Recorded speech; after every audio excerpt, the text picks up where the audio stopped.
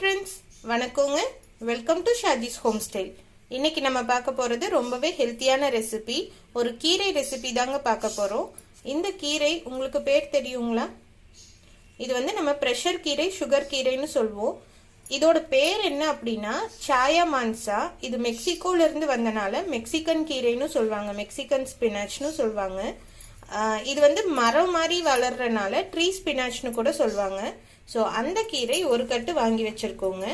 இது பொரியல் செய்ய போகிறோம். இப்போது அதுக்கு தேவையான பொருள் என்னென்னு பார்த்துடலாம்.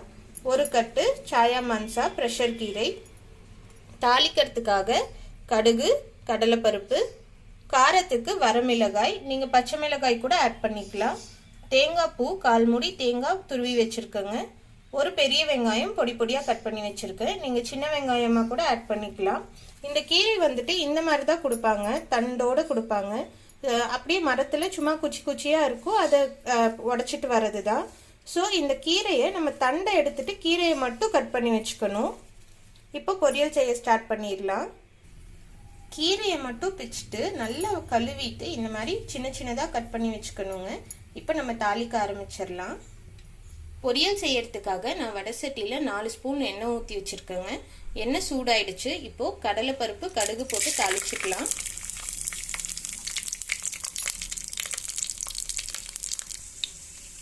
கடுகு பொரிஞ்சதும் நம்ம எடுத்து வச்சிருக்க வரமிளகாயை 1 பாதியாக கிள்ளி ஆட் பண்ணிக்கலாங்க. இதை மிக்ஸ் பண்ணி விட்டுட்டு நம்ம எடுத்து வச்சிருக்க பெரிய வெங்காயமும் கருவேப்பிலையும் ஆட் பண்ணிக்கலாங்க. நான் கருவேப்பிலை சொல்லலை, ஆட் பண்ணிக்கோங்க.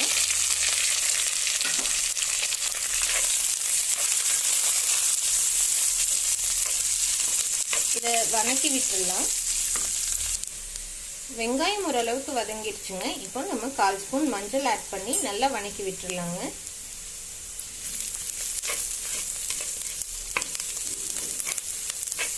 மஞ்சள் ஆட் பண்ணிட்டு நல்லா மிக்ஸ் பண்ணிட்டு இப்போ கீரை ஆட் பண்ணிடலாம்.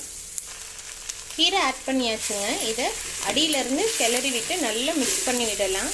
இந்த கீரை வந்து கொஞ்சம் மொத்தமாக இருக்குங்கிறனால ஒரு 10 நிமிஷம் நல்லா வேகணும்.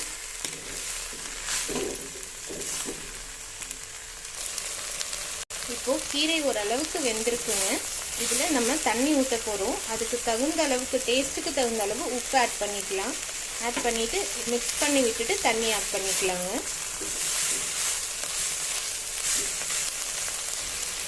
இப்போது கீரை வேகிறதுக்கு அளவாக நம்ம தண்ணி ஆட் பண்ணிக்கலாம்.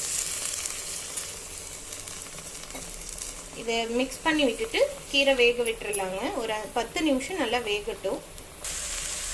நம்ம ஊற்றின தண்ணியெல்லாம் சுண்டிடுச்சுங்க. கீரை நல்லாவே வெந்துடுச்சு. இப்போ நம்ம எடுத்து வச்சிருக்க தேங்காய் துருவல் ஆட் பண்ணிக்கலாங்க. ஆட் பண்ணிவிட்டு இதை அடியிலேருந்து நல்லா கிளறி விட்டுடலாம். ஸ்டவ் ஆஃப் பண்ணிடலாம். இப்போது நம்மளோட சாயா மான்சா ப்ரெஷர் கீரை ரெடி ஆயிடுச்சுங்க. உடம்புக்கு ரொம்பவே நல்லது. கண் பார்வை, ஆஸ்துமா, முட்டி வலி எல்லாமே சரியாகும். ஸோ இந்த கீரை கிடைச்சா கண்டிப்பாக ட்ரை பண்ணுங்க. முருங்கைக்கீரை டேஸ்ட் தான் வரும். இது ஒரு குச்சி வச்சாவே அது செடி வந்துடும். ஸோ மாடி தோட்டம் வச்சிருக்கவங்க, வீட்டில் இடம் இருக்கவங்க இந்த கீரை கிடைச்சதுன்னா அந்த தண்டை மட்டும் நட்டு வச்சு யூஸ் பண்ணிக்கோங்க. இந்த கீரை ரொம்பவே உடம்புக்கு நல்லது. ஸோ இந்த பொரியல் செஞ்சு பாருங்க. செஞ்சு பார்த்துட்டு எப்படி இருந்ததுன்னு எனக்கு கமெண்ட்ஸ்ல சொல்லுங்க. இந்த வீடியோ உங்களுக்கு பிடிச்சிருந்ததுன்னா லைக் பண்ணுங்க, ஷேர் பண்ணுங்க. மறக்காம ஷாஜிஸ் ஹோம் ஸ்டைல் சேனலை சப்ஸ்கிரைப் பண்ணிட்டு அந்த பெல் பட்டனையும் தட்டி விட்டுருங்க. தேங்க்யூ.